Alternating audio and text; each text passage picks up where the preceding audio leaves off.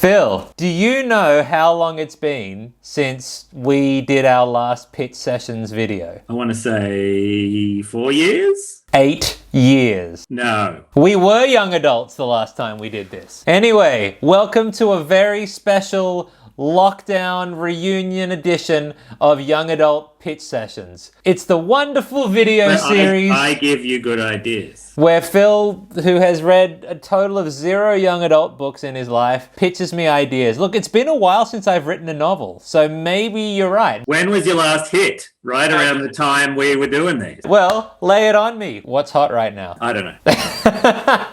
What this is about is helping you have another hit. Okay. Yeah. We'll do that by returning to what's worked before, returning to your glory days. Yeah. It's been a while. It's time for a Phoenix Files sequel series. Wait, is this going to contain spoilers for the Phoenix Files? Doubtful. You haven't read them.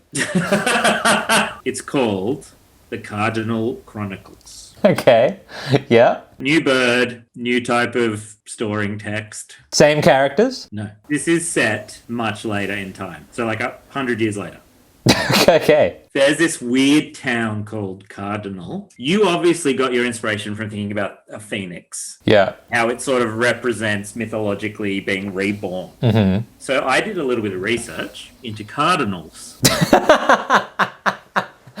We have been in lockdown too long. And cardinals apparently, I don't know where this comes from, but it's a bit of like a folk belief that when you see a cardinal, it's like the spirit of a long dead friend visiting you. So I thought, that's the thematic hook that Chris needs for a new series. There's this town called Cardinal, and it's run by the evil Chainberry Corporation. You just made that part up right then. And a bunch of kids go there. They have hover bikes. And they have holophones because it's like way in the future. So they go to this town, and the first book's quite similar because they find out things are weird with Chainberry. You know how you just had that one other character in the town, Crazy Joe? Crazy Bill, yeah. So in this one, there's like lots of characters in the town. No, there were other people lived in the town. They weren't important.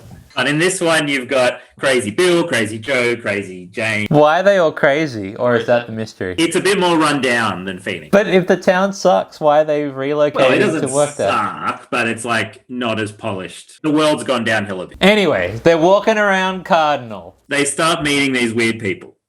And slowly they figure out each of these weird old people sitting around Cardinal is actually one of the characters from the old book, their soul visiting them through this other character. So one of them is... Are you trying to grasp for the actual characters in this? Yeah, what were they called again? Luke. Jordan was the girl. So one of them's Luke. Yeah. One of them's Jordan. And it's like, Crazy Jane was talking to me and said all this weird stuff about underground tunnels. And that reminds me of what my mum told me about great Auntie Jordan, who used to live in Phoenix. So book 2 is like when they put the puzzle together and figure out, okay. Wait, so book 1, they arrive in the town and then they spend the whole book walking around listening to crazy people. Yes. And so what's the story? Well, they also find out they're trapped there. They find the wall. This is just the same thing again. Well, this is sequels. Have you seen Home Alone 2? So they find the wall. It's an electric future wall. They find out Chainberry is actually this really evil guy. You're going to have to fill that in. I'm just giving you... For any reader who has read the Phoenix Files, isn't some of the drama going to be lost when they realize it's essentially beat for beat the same story I already wrote? No, so here's what you got. You'll probably have to then, I think, make one of the kids in this like a descendant. So let's say Jordan's great-great-great-grandniece. Okay. And you're going to have to figure out why it's a bit different. So far this pitch is, that series you already wrote that you already came up with. Just do that again. I'm not going to tell you how it's different. Just do another one like that. I already thought of the Phoenix Files. I wrote it down. Maybe everything I've told you is just the first third of the first book. So They figure out that all these kids are talking to them through the new living body. And they start piecing together messages from these people and linking who represents who and which soul is in which body. Are these people actually like psychologically disturbed, or do they seem psychologically disturbed, but it's actually... I think it's like they're semi-possessed by these children from the past.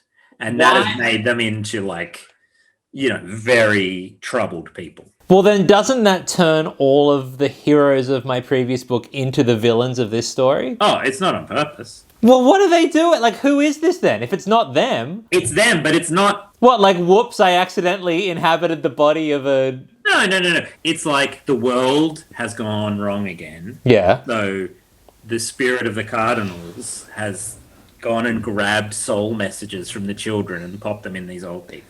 The Force Awakens, you know, it's like, oh, we need a new hero, Zap. So, except the Force is birds. Well, no, the Force is the spirit of the Cardinal itself, which doesn't exist. I'm just trying to understand the mythology here. So there's a bird. There's no mythology, okay?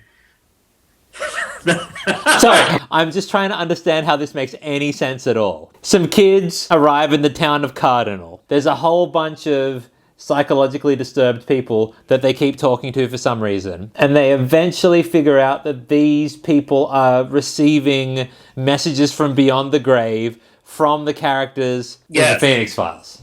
Yes. To what end? Okay, here we go. Okay. Probably in book 2, when they start figuring out who's who and what they're saying. Phil, can I just say, why don't you let me figure out how many of these events go into a book? Because you seem to have a very loose grasp on how much story it takes to fill a book. Anyway, go ahead. There's a lot of detective work and mystery solving to crack the clues of what's being said. Maybe they even travel back to the ruins of Phoenix. What if it's built on the original side of Phoenix? Just saves travel time. You figure that out. And it also provides some kind of reason why these two places are connected if they're the same place. Okay. Yeah, we can do that. So, the message they get is about Chainbury, and Chainbury has a plan to, like, pretty much decimate the world. Same as Phoenix Files. I don't know. But they get messages saying Chainbury's no good. How do the original characters of the Phoenix Files have this information if they all died ages ago? They don't have super specific information, like they don't know Chainbury's name, but they just know how, you know, things work.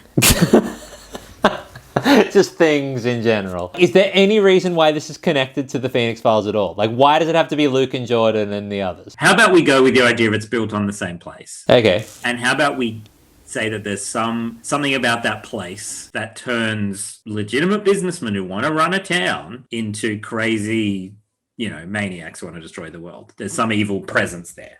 It kind of undermines the whole original series, but okay. Figure that out. So these kids are like, oh, the evil has been reawakened, so their spirits rise up to kind of help explain the nature of that evil. And so what they'll do is, as they start investigating Chainbury and his corporation... The Chainbury Corporation, yeah. They then start to develop a bit of a rapport with the people, and so they'll go up to Crazy Joe and go like, Crazy Joe, how do we stop the bomb? And he's like, babies! Get a baby. Baby, stop bomb. You know, so they get these like messages like that from the past about how to make things right. So that'd be like book 4. No, it wouldn't. And then they use that information and save the day. What, that's it? That's the premise, yes. Oh, so you're not giving me the story. You're just giving me the premise. It's a pitch. It's not a write it for you. So, couple of things. I mean, I have a lot of questions and issues with your whole spirits of the dead thing. What does this story gain from being connected to the Phoenix Files at all, besides the fact that it's an obvious just retread of the Phoenix Files? Because Cardinal Chronicles. I changed the bird and I changed the writing thing. That's why. Look, I'm not saying this is a good idea. I'm saying this is a sequel. You know, back in the old days, you used to at least back yourself. 8 years is too long. Cardinal Chronicles.